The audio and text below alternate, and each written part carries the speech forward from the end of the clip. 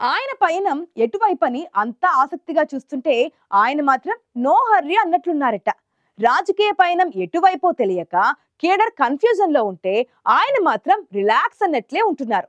కీలక నేతగా అనేక పదవులు అనుభవించి తీరా బయటకొచ్చాక అదే పార్టీ అధినేతపై విమర్శలు చేయడమే కాకుండా కూటమి ప్రభుత్వాన్ని సమర్థిస్తుండడంతో ఆయన వ్యూహం ఏంటో ఎవరికీ అంతుపట్టడం లేదట. ఇంతకీ ఎవరా నాయకుడు, ఎటువైపు ఆయన అడుగులు?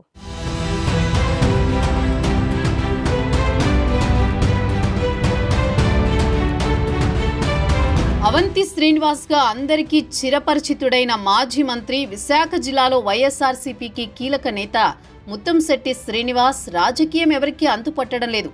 పార్టీ ఓటమి తర్వాత స్తబ్దుగా ఉండడమే కాకుండా 2 వారాల క్రితం ఆ పార్టీకి రామ్ రామ్ పలికేశారు. పార్టీ వీడి బయటకొస్తూనే వైసీపీ అధినేత వైఎస్ జగన్మోహన్ రెడ్డిపై విమర్శలు చేశారు.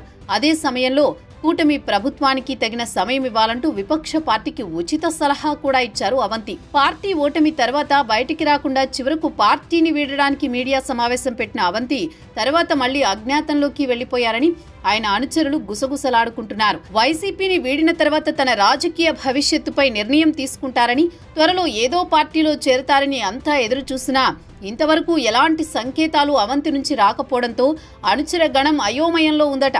అంటే ఆయనకు కూడా ఏ పార్టీ నుంచి ఎలాంటి సంకేతాలు రాలేదేమో అన్న అనుమానాన్ని కార్యకర్తలు వ్యక్తం చేస్తున్నారు.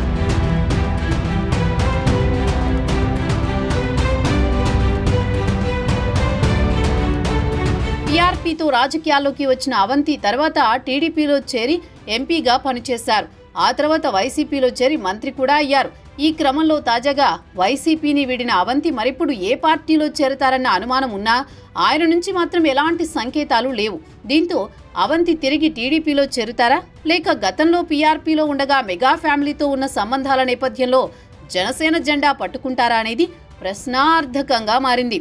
లేదంటే ఇటీవల విశాఖలో బీజేపీలోకి నేతలు వలసలు పెరుగుతున్న పరిస్థితుల్లో కాషాయ కండువా కప్పుకుంటారో తెలియడం లేదు. తన రాజీనామా సమయంలో అవంతి ఇంకా చాలా మంది వైసీపీ నుంచి వస్తారని చెప్పిన 2 రోజుల్లోనే విశాఖ పశ్చిమ నాయకుడు ఆడారి ఆనంద్ వైసీపీకి గుడ్ బై చెప్పి బీజేపీలో చేరిపోయారు.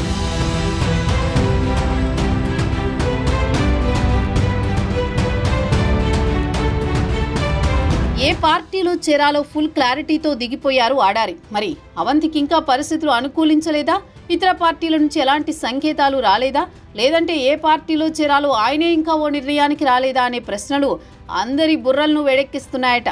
అవంతి శ్రీనివాస్ తన వ్యాపారాలపై దృష్టి పెట్టారని, త్వరలో మళ్లీ రాజకీయ తెరపైకి వస్తారని ఆయన ముఖ్య అనుచరులు గట్టి నమ్మకంతో ఉన్నారని టాక్. కూటమి ప్రభుత్వం వచ్చిన తర్వాత కీలక నేతలను వైఎస్ఆర్సీపీకి దూరం చేయాలని వేస్తున్న ఎత్తులు మంచి ఫలితాలనే ఇస్తున్నా బయటకొచ్చిన నేతలు మాత్రం ఏ పార్టీలో చేరాలి, ఏ పార్టీలో తమకు రాజకీయ భవిష్యత్తు ఉంటుందో లెక్కలేసుకుంటున్నారట.